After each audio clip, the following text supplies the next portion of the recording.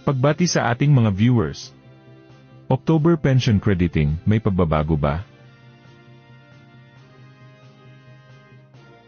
Para sa mga first batch ng pensyonado o may date of contingency na mula ika-1 hanggang ika-15 ng buwan, ang inyong SSS pension ay may kikredit sa unang araw ng buwan, sa October 1, 2024. Para naman sa mga SSS pensioners na kasama sa second batch of pensioners, o yung may petsa ng contingency na mula ika-16 hanggang ika-31 ng buwan, ang crediting ng inyong pensyon ay tuwing ika-16 na araw ng buwan.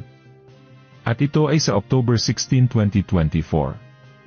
Ang date of contingency ay nakabase sa araw ng kapanganakan kapag retiree pensioner, araw ng pagkamatay ng miyembro kapag isang survivor pensioners, araw ng petsa ng operasyon pagkatapos ng pagkakasakit o petsa ng physical examination kapag isang disability pensioners. Walang nakikitang pagbabago sa ngayon sa petsa ng pag-credit sa buwan ng Oktubre, dahil regular working day lamang ang mga petsang nabanggit.